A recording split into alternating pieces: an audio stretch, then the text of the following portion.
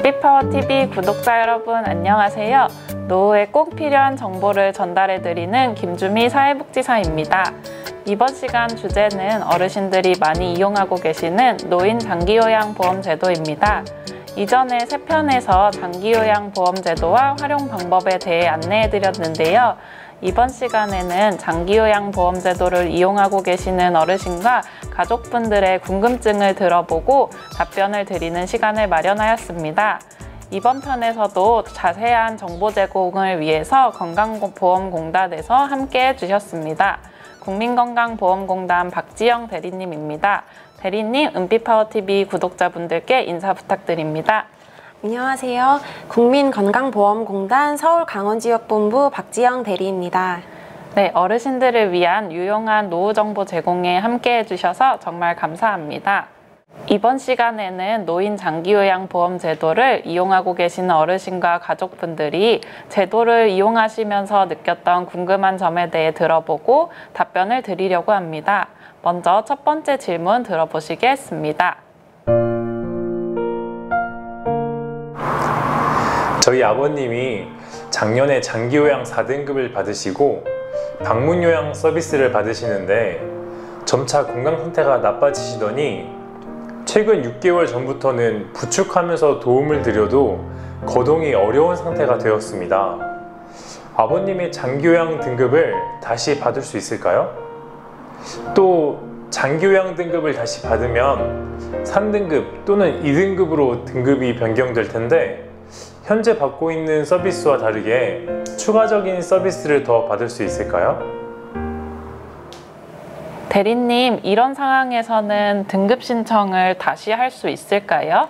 네, 장기요양 인정 유효기간 내에 어르신의 심신 상태가 악화 또는 호전되어 다른 등급을 받고자 하는 경우 신청할 수 있으며 등급 변경 신청 절차는 인정 신청 절차와 같습니다. 네, 등급 신청이 다시 필요한 경우에는 이렇게 신청을 하면 되겠네요. 그럼 혹시 사연 속 아버님처럼 건강 상태 악화로 4등급에서 3등급 또는 2등급으로 등급이 변경되는 경우에는 추가적으로 더 이용하실 수 있는 서비스가 있을까요? 네, 우선 2등급으로 변경이 될 경우에는 방문요양과 같은 재가급여 외에도 노인요양 시설에 입소할 수 있는 시설급여를 이용할 수 있습니다.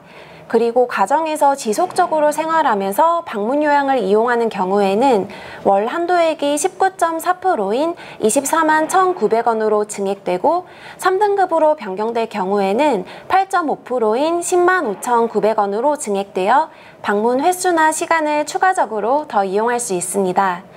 또한 2등급으로 변경될 경우에는 치매가 있는 어르신이라면 가족이 여행 등으로 일시적 휴식이 필요한 경우에 월 한도액과 관계없이 1년에 8일 이내에 종일 방문 요양을 이용할 수 있습니다. 저는 혼자 살고 있습니다. 평소 혼자서 생활하는데 문제가 없을 만큼 건강했는데 최근 길에서 넘어져 다리를 다쳐 기부스를 했습니다. 의사 소견으로는 3개월 정도 기부스를 해야 한다는데 병원에서 생활할 수는 없고 집에서는 돌봐줄 가족이나 친척도 없습니다. 이러한 경우에도 노인 장기 요양 보험 제도를 이용할 수 있을까요? 이런 경우가 있을 수 있네요. 짧은 기간 일시적인 도움이 필요한데 이 경우에도 장기요양 제도를 이용하실 수 있을까요, 대리님? 노인 장기요양보험은 6개월 이상 동안 혼자서 일상생활을 수행하기 어려운 분들을 대상으로 등급 판정을 받은 경우에 이용할 수 있습니다. 따라서 해당 어르신과 같이 평소에 혼자 생활하는 데 문제가 없었다가 현재 다친 지 3개월이 지난 상태라면 앞으로 3개월을 더 치료받고 회복해도 호전이 없을 때 인정 신청이 가능합니다. 그 이후 등급판정위원회에서 인정을 받으면 장기요양 서비스를 이용하실 수 있습니다. 다만 장기요양 등급은 없지만 해당 어르신과 같이 일시적 도움이 필요한 경우에는 서울시 서비스인 돌봄 SOS 센터에 연락하시면 일시재가, 식사 지원, 동행 지원 등 맞춤형 돌봄 서비스를 지원받을 수 있습니다. 자세한 상담은 주민센터 및 다산콜센터 02120으로 연락하시면 됩니다. 아직은 몸이 불편하지는 않은데 이후에 돌봐줄 가족이 없을 때를 대비하여 장기 요양 등급을 미리 신청해 두어도 되나요? 네, 어르신들이 현재는 건강하시더라도 아무래도 이후에 나빠질 수 있는 건강으로 걱정이 되셔서 미리 다양한 상황에 대해 준비하는 경우가 많은 것 같습니다. 장기 요양 등급을 미리 신청해 두어도 될까요, 대리님? 사전 준비는 전혀 필요하지 않습니다.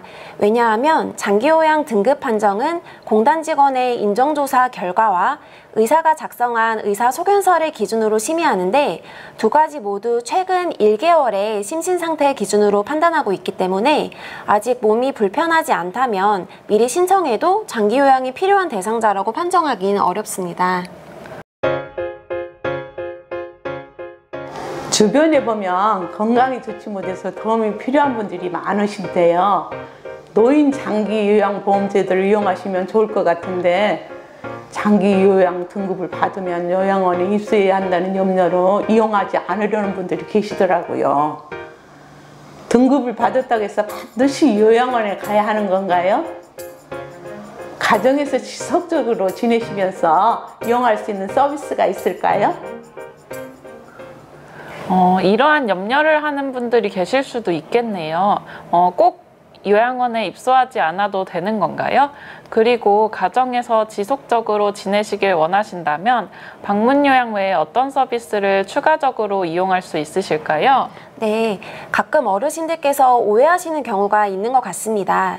요양원에 꼭 입소해야 하는 것은 아닙니다. 본인이 원하신다면 가정에서 지속적으로 생활하면서 장기요양 서비스를 이용하실 수 있습니다. 공단에서는 어르신들이 살던 곳에서 건강한 노후를 보낼 수 있도록 가정에서 이용할 수 있는 다양한 서비스들을 개발하기 위해 노력하고 있습니다. 방문 요양 외에 가정에서 이용 가능한 장기요양 서비스에 대해 간단히 안내드리겠습니다. 첫 번째, 가정 내 생활환경 개선 및 건강한 수발 지원을 위해 복지용구를 지원하고 있습니다. 지속적으로 품목을 추가하여 2022년 현재 안전손잡이, 침대, 요실금 팬티 등 총 18가지 품목을 가정에서 이용하실 수 있습니다. 두 번째, 하루 중 일정한 시간 동안 보호자가 필요한 어르신들은 주야간 보호를 이용하시면 됩니다. 기관에서 아침에 어르신 댁으로 방문하여 기관으로 모시고 가고 저녁에는 댁으로 다시 모셔다 드리는 송령 서비스를 제공하고 기관 내에서 식사 및 다양한 프로그램 제공을 통해 신체 및 인지 기능이 저하되지 않도록 서비스를 제공하고 있습니다. 세 번째, 간호 및 욕창 처치, 예방관리 등이 필요한 경우 방문 간호를 이용할 수 있습니다. 네 번째, 앞서 설명을 드린 1, 2등급 판정을 받은 치매가 있는 어르신의 경우에는 1년에 8일 이내 종일 방문 요양을 이용하실 수 있습니다. 다섯 번째, 어르신을 일정 기간 동안 장기요양 기관에 보호하여 신체활동 지원 및 심신 기능의 유지 향상을 위한 교육 훈련 등을 제공하는 단기보호를 이용할 수 있습니다.